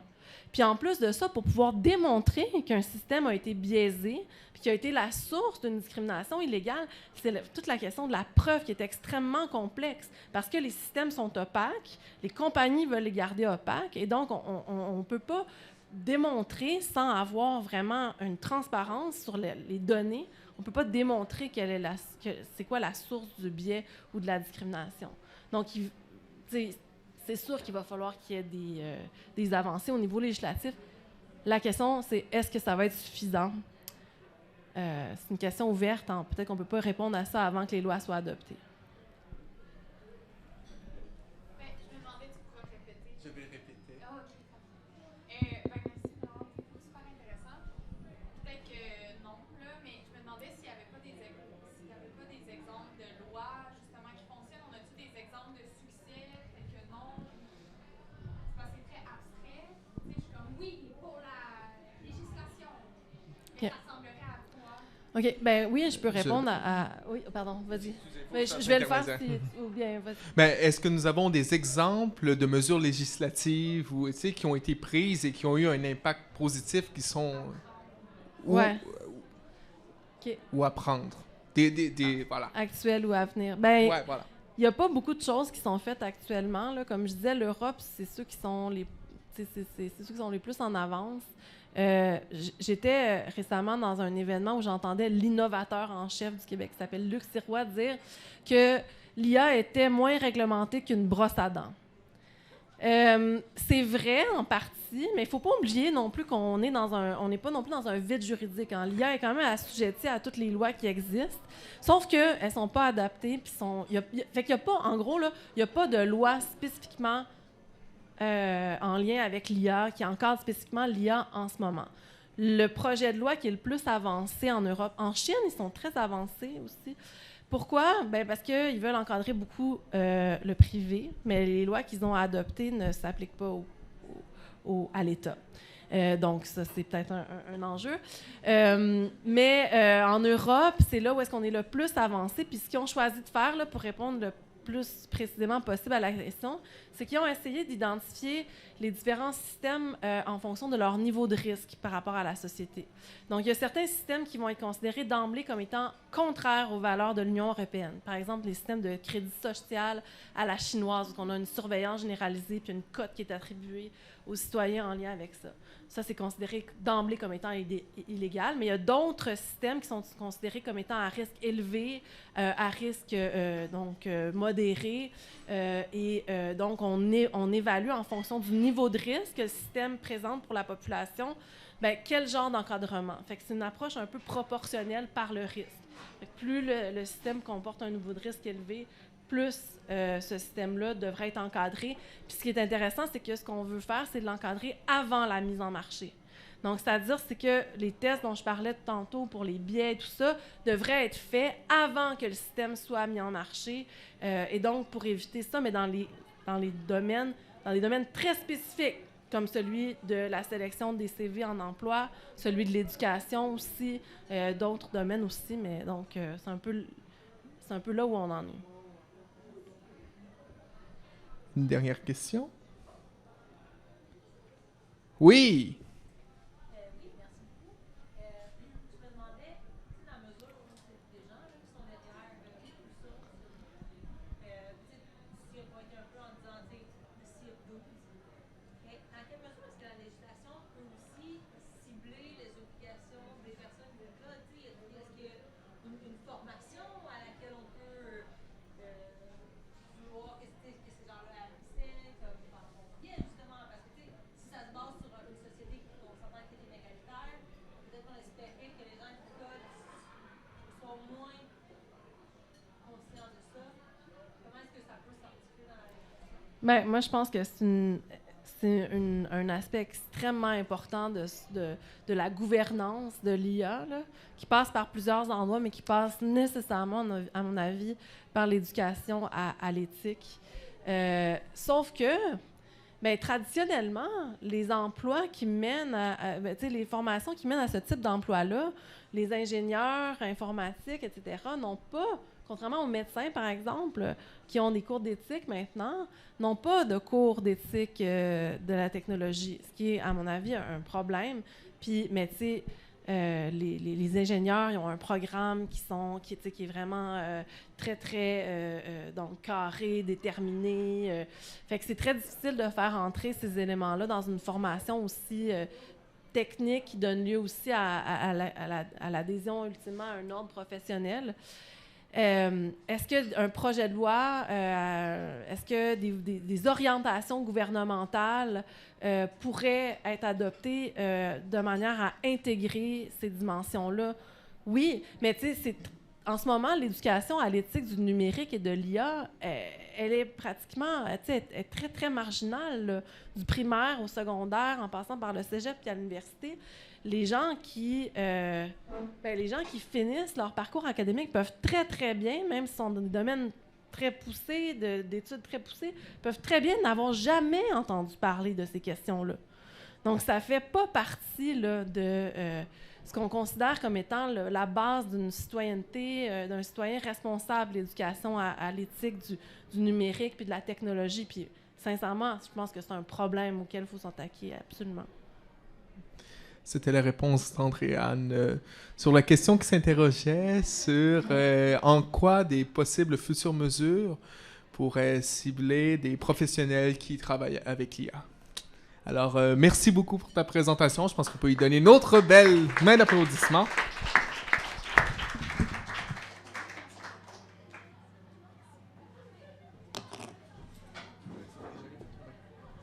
Super. Alors, on est déjà rendu à notre 4e et dernière présentation qui sera faite par M. Martin Gibert. Et sa présentation a pour titre « Faut-il corriger les biais humains avec l'IA ?» Alors, ça fait un peu écho avec la présentation qu'on vient d'avoir. Je vais lui faire une petite présentation, bien sûr. Martin Gibert est chercheur en éthique de l'intelligence artificielle à l'Université de Montréal. Il est affilié au Centre de recherche en éthique et à l'Institut de valorisation des données.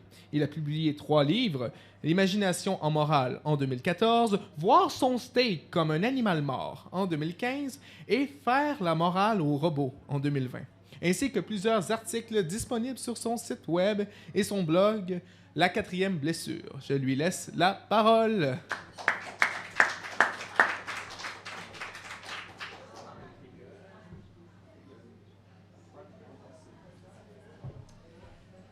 Eh bien, bonsoir à toutes et à tous. Merci d'être là. Donc, effectivement, je suis Martin Gibert, chercheur en éthique de l'IA à l'Université de Montréal. Pour commencer, on va faire un petit exercice. On va essayer de faire un petit exercice de visualisation mentale. Donc, imaginez une salle d'opération avec du personnel médical. Demandez-vous qui est autour du ou de la patiente. Est-ce que vous voyez du sang? Prenez 3 secondes pour essayer de le faire. OK. Deuxième opération de visualisation mentale. Maintenant, vous imaginez un album pour enfants avec une histoire qui se passe au Mexique, une histoire qui se passe en Inde. Là encore, visualisez peut-être les personnages de cette histoire. On met ça, on ferme la parenthèse et puis on garde ça pour plus tard. Mais en même temps, ce dont je vais vous parler ce soir, la question c'est est-ce que dans vos représentations mentales, vous avez eu des biais, vous avez imaginé d'une certaine manière plutôt que d'une autre? Est-ce que l'intelligence artificielle pourrait corriger éventuellement ces biais-là? Jusqu'à présent, on a beaucoup parlé des biais de l'intelligence artificielle, et puis c'est effectivement un vrai problème, un vrai souci, mais peut-être qu'on pourrait aussi avoir un regard plus optimiste et se demander si l'intelligence artificielle ne pourrait pas corriger certains biais humains. Alors, commençons par le commencement, et en intelligence artificielle, on a une photo du commencement. C'est le fameux atelier du Dartmouth College dans le New Hampshire aux États-Unis qui a eu lieu à l'été 1956. C'est la première fois que des chercheurs se sont réunis pendant 2 mois l'été pour réfléchir à l'intelligence artificielle. Donc on reconnaît au milieu, on a Marvin Minsky, à sa droite John McCarthy. En bas, tout à gauche, c'est Claude Shannon, l'inventeur de la théorie de l'information. En tout cas, c'est plein de personnes qui allaient devenir des superstars de l'intelligence artificielle. Et évidemment, à l'époque, en 1956, là, ils ne se doutent pas qu'il va y avoir l'informatique personnelle, le web, Google, ChatGPT, mais en même temps, ils ont quand même un projet assez ambitieux, si je cite ce qu'ils essayent de faire. Ils disaient dans leur demande de subvention, on tentera de trouver comment faire en sorte que les machines utilisent le langage. Donc là, on peut penser à ChatGPT, qui utilise assez bien le langage aujourd'hui, forment des abstractions et des concepts, résolvent des types de problèmes aujourd'hui réservés aux humains et s'améliorent elles-mêmes. Donc autrement dit, vous voulez construire des machines capables notamment de parler avec nous, et 70 ans plus tard, avec ChatGPT, les algorithmes de génération, on a un peu réussi leur projet. Alors maintenant, si on regarde la photo d'un autre angle, peut-être un peu plus critique, 2023, on dit mais c'est quand même une belle brochette d'hommes blancs privilégiés, bien habillés, très éduqués. Et on peut se demander, est-ce que ça pourrait pas avoir un lien avec les biais de l'IA? Alors, probablement pas directement, parce qu'eux travaillaient sur des choses très abstraites et n'ont pas construit de logiciels d'IA comme ceux dont on a pu parler jusqu'à présent. Heureusement, aujourd'hui, les équipes d'IA sont quand même un peu moins monochromes. On aurait beaucoup plus de diversité si on présentait une photo de chercheurs qui travaillent en 2023. Mais dans les 2 cas, aussi bien sur cette photo qu'aujourd'hui, il y a quand même un problème qui se pose, c'est quand on fait de l'intelligence artificielle, donc quand on cherche à automatiser un processus, ce qui est en gros ce qu'on fait avec l'intelligence artificielle, on fait qu'il y a des choses qui peuvent se faire toutes seules. Ben, automatiser un processus, ça pose pas simplement des questions techniques, ça pose aussi des questions éthiques. Et en fait, on pourrait résumer le cœur du problème de l'éthique de l'IA dans une simple affirmation qui est celle-ci. L'intelligence artificielle offre de nouvelles options aux humains. Cela implique de nouvelles responsabilités et de nouveaux droits moraux. Par exemple, la voiture autonome, c'est un truc qu'on n'avait pas avant. C'est une nouvelle option. Mais il y a des nouvelles responsabilités. Si la voiture autonome a un accident, ben, comment on gère ça? Et il y a aussi des nouveaux choix moraux qu'on doit faire, parce qu'on doit anticiper, par exemple, comment une voiture autonome devrait gérer une situation de dilemme entre écraser une personne ou écraser une autre personne. Ces nouveaux choix moraux, ouais, je vais insister sur l'aspect, on parle souvent de la responsabilité, mais il y a vraiment l'aspect nouveaux choix moraux. On doit résoudre des questions morales qu'on n'avait pas à résoudre avant, et on doit aussi en résoudre pour des enjeux qui peuvent avoir un effet sur les biais. C'est ça mon point de ce soir, hein. Certains des choix moraux qu'on va faire pourraient avoir un impact sur les biais des humains. Alors, pas dans le cas de la voiture autonome, on ne voit pas de lien direct, mais dans le cas de ces nouveaux algorithmes dont on parle beaucoup, les algorithmes de génération de textes comme ChatGPT, génération d'images comme Midjourney par exemple, là le problème se pose. Alors dans le livre Faire la morale aux robots, j'ai essayé de montrer comment les grandes théories de la tradition morale, conséquentialisme, déontologisme, éthique de la vertu, pouvaient nous aider à mieux programmer ces divers robots qui font partie de notre quotidien. Je parlais à l'époque, ChatGPT n'était pas sorti, donc je ne parlais pas tant de ce type d'algorithme. Dans un article plus récent, j'ai un peu appliqué la grille de lecture que j'avais développée dans Faire la morale au robot à la question spécifique de ChatGPT. Dans l'article, ChatGPT est-il un agent moral artificiel? Comme vous l'aurez, un agent moral artificiel, c'est un agent moral qui prend des décisions, donc comme une voiture autonome ou comme ChatGPT. Et là, vous aurez remarqué que je le genre au neutre, ChatGPT. Effectivement, c'est pas une personne, il n'a pas de sexe, mais quand on doit en parler, il faut qu'on lui attribue un genre. Spontanément, les gens vont lui attribuer le genre « il », en fait. Mais il n'y a pas de raison que ce soit « il » plutôt qu'autre chose. Donc je dis, pourquoi pas proposer « yel » quand on parle de ChatGPT, et peut-être des agents conversationnels en général, et peut-être même des robots plus généralement. En anglais, c'est « it », le problème ne se pose pas. ChatGPT est « it », mais en français, on n'a pas de neutre comme en anglais. C'est important ça, parce qu'il faut savoir qu'on estime que dans le futur, peut-être quelque chose comme l'ordre de 90% des choses qui vont circuler, des informations qui vont circuler seront créées par des algorithmes. Et donc, est-ce que ChatGPT parle de lui comme un yel ou comme un il? Ça va changer notre regard sur le genre. Donc, l'idée ici, c'est que les algorithmes, ce qui nous diffuse, change notre regard sur le monde. Je vais vous donner pour ça deux autres exemples liés à des algorithmes de génération. Premier exemple, c'est un algorithme de traduction automatique. Mettons de l'anglais vers le français. Comment un algorithme de traduction automatique devrait traduire nurse? Est-ce qu'il faut le traduire par infirmier ou par infirmière? Les deux sont également possibles, hein. Alors, là, vous faites le lien avec ce que je vous ai demandé d'imaginer tantôt. Peut-être que j'espère que vous avez imaginé, pour mon point marche, plutôt un chirurgien homme entouré d'infirmières femmes. Parce qu'effectivement, dans les stéréotypes qu'on a des infirmiers, infirmières, ce sont plutôt des femmes. Donc on pourrait se dire, bon, ben, voilà, quand on traduit nurse, il y a plus d'infirmières que d'infirmiers, il faudrait plutôt y aller avec infirmière.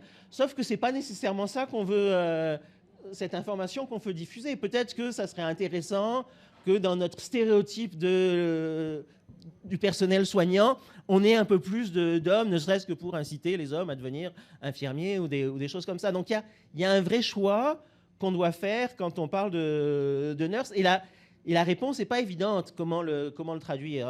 On pourrait décider que ce soit une fois sur deux, on va traduire par infirmier ou infirmière, ou peut-être changer les variables. En tout cas, on peut et on doit déterminer de quelle manière on traduit nurse. Autre exemple, cette fois-ci, c'est un algorithme de génération de texte, Midjourney. C'est un exemple que j'emprunte au magazine Rest of the World, où les journalistes ont demandé à l'algorithme de générer des images d'une personne indienne.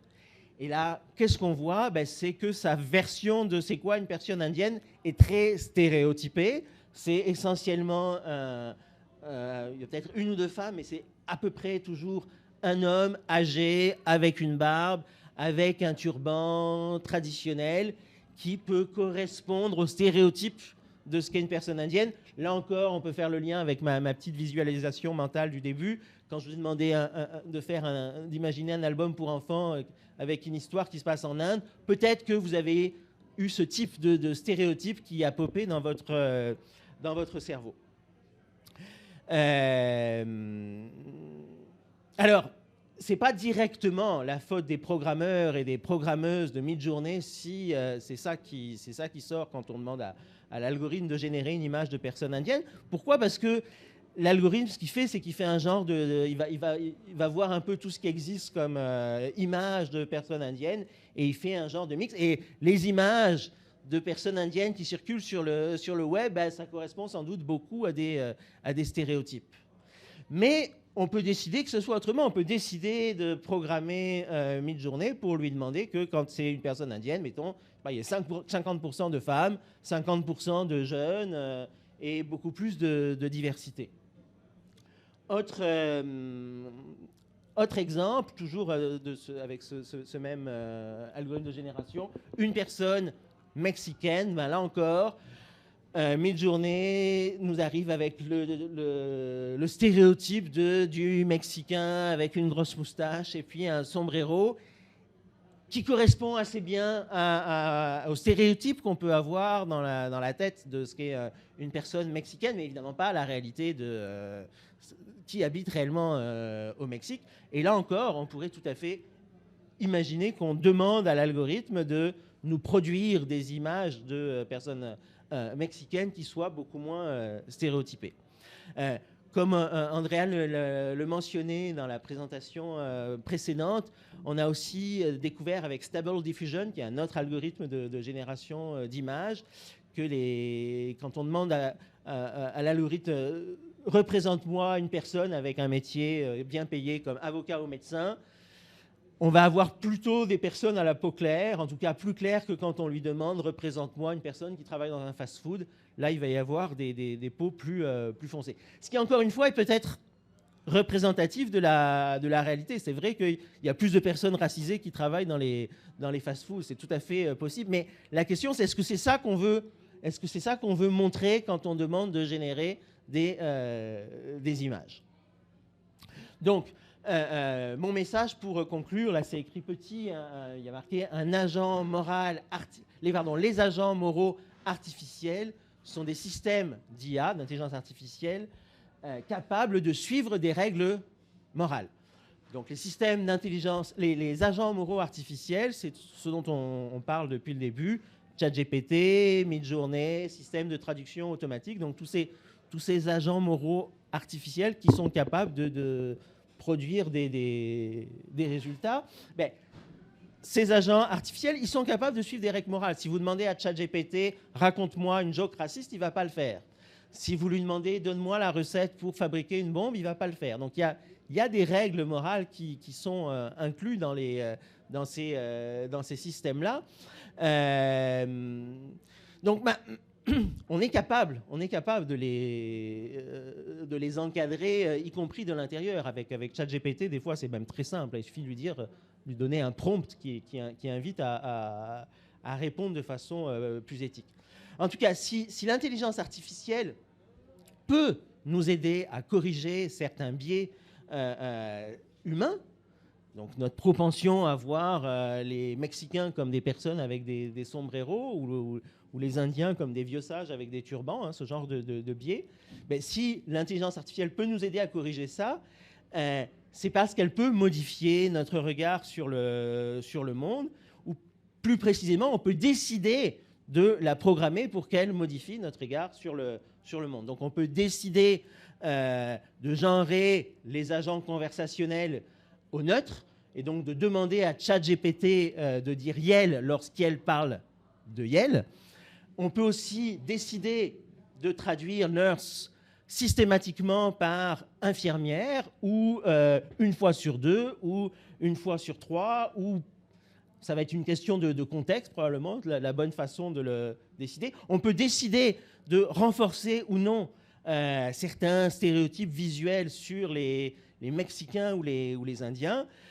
Donc l'IA peut amplifier et renforcer des stéréotypes, ce qu'on a vu dans la présentation précédente, hein, où ici elle peut amplifier ou renforcer des stéréotypes de genre ou de nationalité, mais elle peut aussi bien faire l'inverse, aller dans le sens inverse, et elle peut le faire pour autant qu'on le décide. Donc en conclusion, ce que je dirais, c'est que c'est à nous de décider. Si on le veut, on peut programmer les algorithmes de génération pour corriger certains biais humains. Et je vous remercie.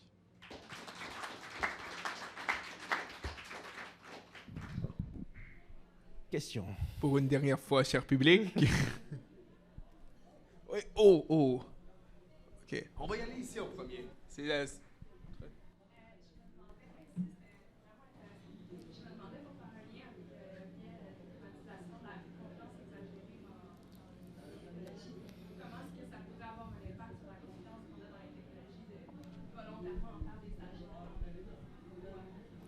Alors, en quoi est-ce que ça pourrait influencer la confiance que nous portons aux IA d'en faire des sujets moraux?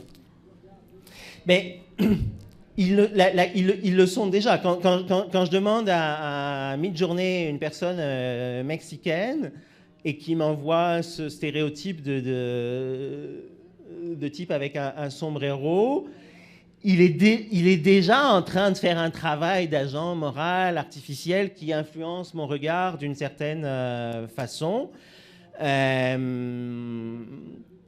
Si on le programmait de façon à ce qu'il y ait plus de diversité dans les représentations qu'il nous donne, alors il y en a peut-être qui pourraient dire « Ouh là là, il est rendu woke, Midjourney », mais franchement, quand on cherche une image de personne mexicaine, peut-être qu'on peut, sans être woke, avoir envie d'avoir un peu plus de diversité. Donc, je n'ai pas l'impression que ça irait à l'encontre d'une confiance qu'on prêterait au système. Après, il y a peut-être des cas auxquels je ne pense pas, mais moi, j'ai plutôt l'impression que ça favoriserait... Savoir que le système a été programmé en tenant compte des biais humains et peut-être en cherchant à corriger certains biais humains. Ouais, j'aurais plutôt comme un prof là qui dirait moins de trucs biaisés, on a plutôt confiance en lui. Oui.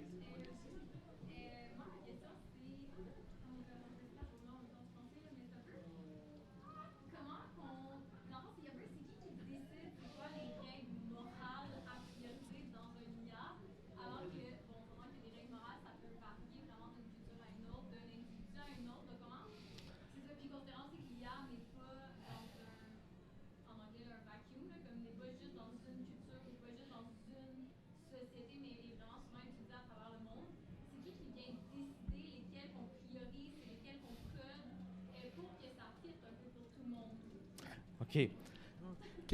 C'est une bonne question. Qui décide justement de ces valeurs morales à inculquer à l'IA?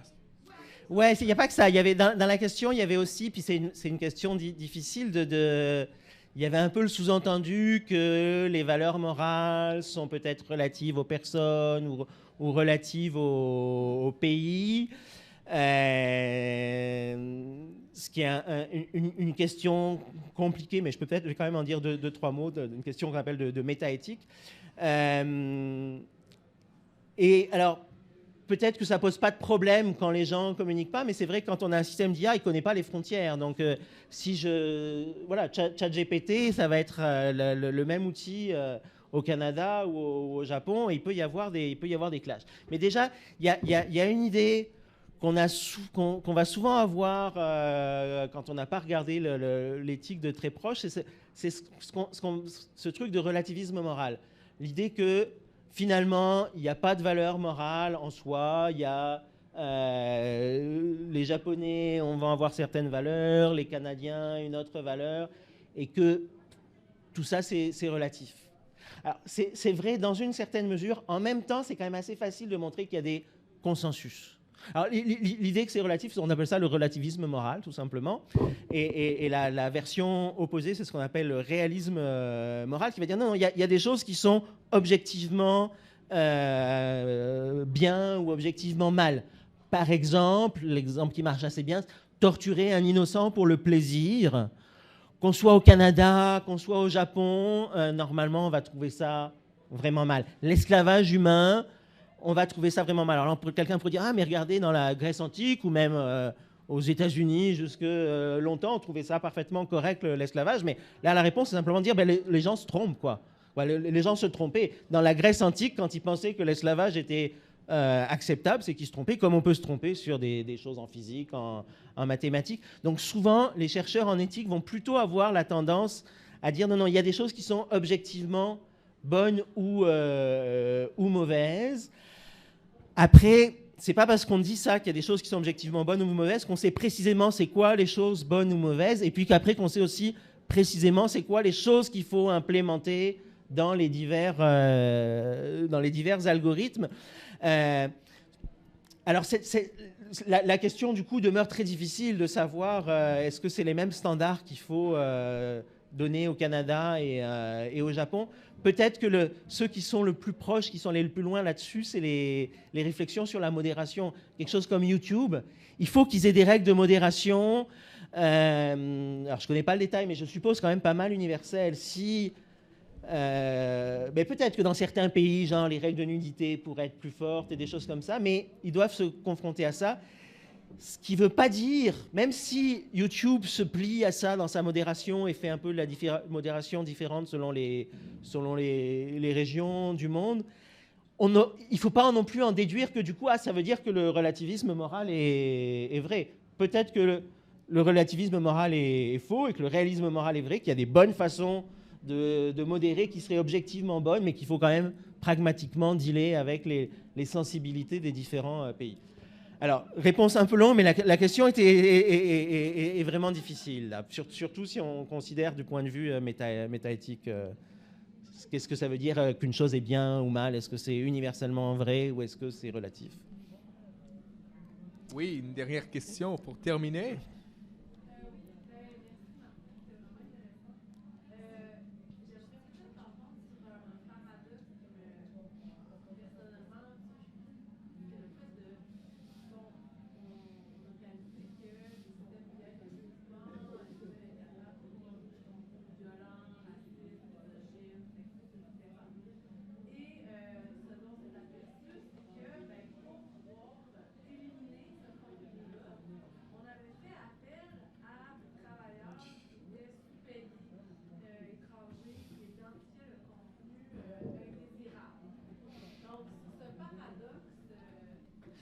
Ouais.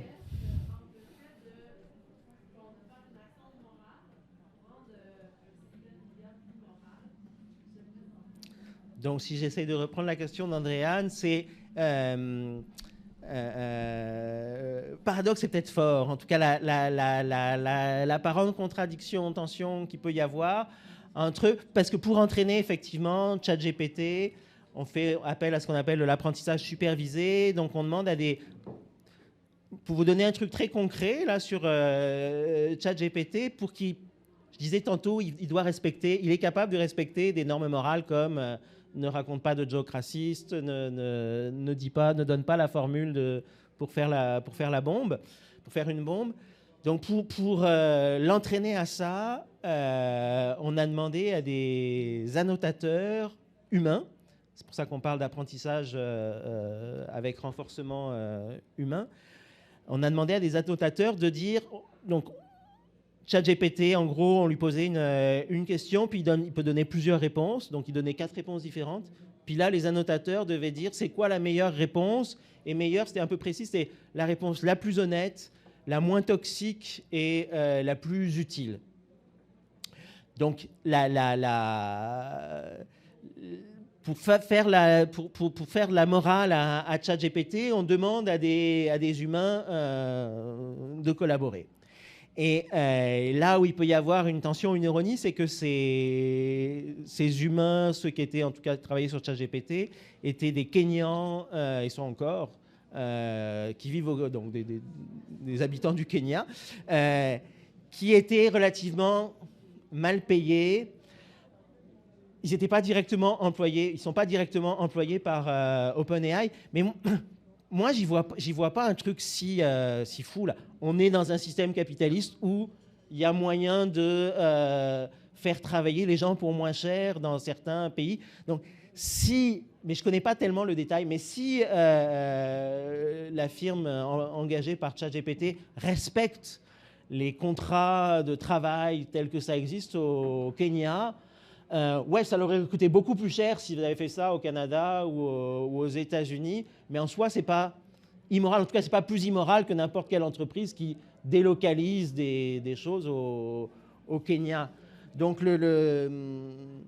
l'idée que parce qu'il y a des choses qui sont... voilà, clairement, les systèmes d'IA actuels, là, ils sont dans une économie capitaliste et puis ils utilisent le système capitaliste. Peut-être qu'on pourrait rêver d'une IA qui soit en dehors de ça. Donc, ouais, en tout cas, pour moi, ce n'est pas si flagrant qu'il y a quelque chose d'inacceptable. Encore une fois, sous réserve qu'ils ont respecté le droit du travail au Kenya. Mais souvent, c'est juste, regardez, il y a des gens qui travaillent pour pas cher pour nous, mais c'est le cas pour plein d'affaires, pas juste pour la technologie. Les vêtements aussi, c'est ça, quoi. Donc, si on est correct avec acheter des vêtements faits dans des pays où les gens sont beaucoup moins bien payés qu'en Amérique du Nord, on devrait aussi à peu près être correct avec le fait que les IA sont entraînés par des gens dans des pays où la main-d'œuvre est moins chère, quoi. Est-ce que tu aurais une réponse ou une relance à ça? Non?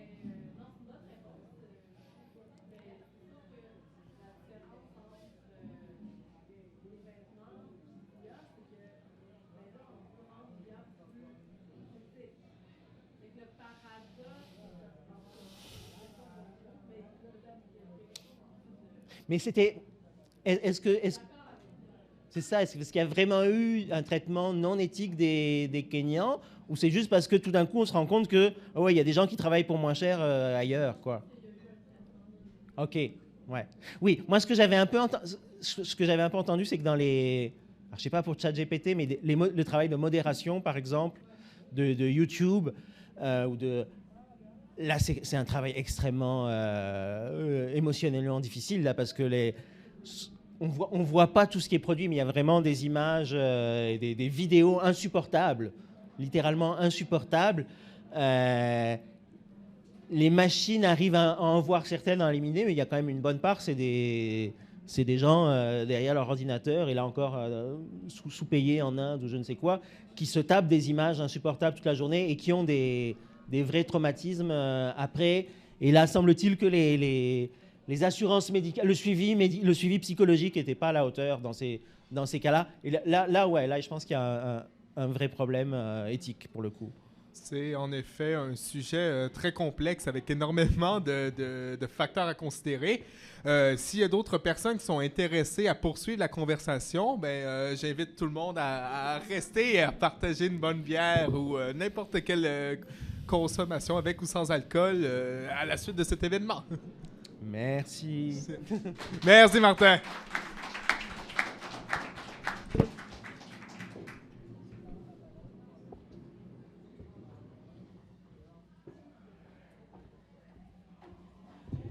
Hop. Alors, c'était déjà la dernière présentation de cette soirée qui a été très, très enrichissante, qui a apporté énormément de points sur lesquels on peut avoir des réflexions. Alors, on va être déjà rendu au quiz, mais avant, nous tenons à remercier à vous, premièrement, cher public, de vous présenter, de choisir la vulgarisation scientifique en ce mercredi soir et d'être présent parmi nous. Également, merci. Ben oui. Applaudissez-vous, mon Dieu. Et également, merci à nos présentateurs, présentatrices qui ont été d'une qualité formidable. Merci pour votre temps et votre intérêt dans vos sujets. À nos bénévoles qui sont ici, que je vois, que je regarde, mes collègues, merci à vous. Je suis content de ne pas être seul, ça ferait beaucoup de job. Et bien sûr, à nos collaborateurs de la soirée, Raccourci, merci énormément. Et évidemment, je ne peux pas passer sous silence le Saint-Houblon qui nous accueille et Julien qui s'est occupé du service pendant la soirée. Merci, Julien. En terminant, j'aimerais vous inviter à notre prochain événement qui va avoir lieu en janvier, qui aura le terme économie circulaire. La date viendra sous peu, alors je vous invite à nous suivre sur nos réseaux sociaux et à rester à l'affût de quand est-ce que vous allez pouvoir avoir votre dose de vulgarisation scientifique. Ça aura lieu encore ici même, au Saint-Houblon, à 18h. Alors sur ce, je vous laisse sur le quiz. On se repart dans une dizaine de minutes, le temps que vous y répondiez. Le code QR est là. On le scanne.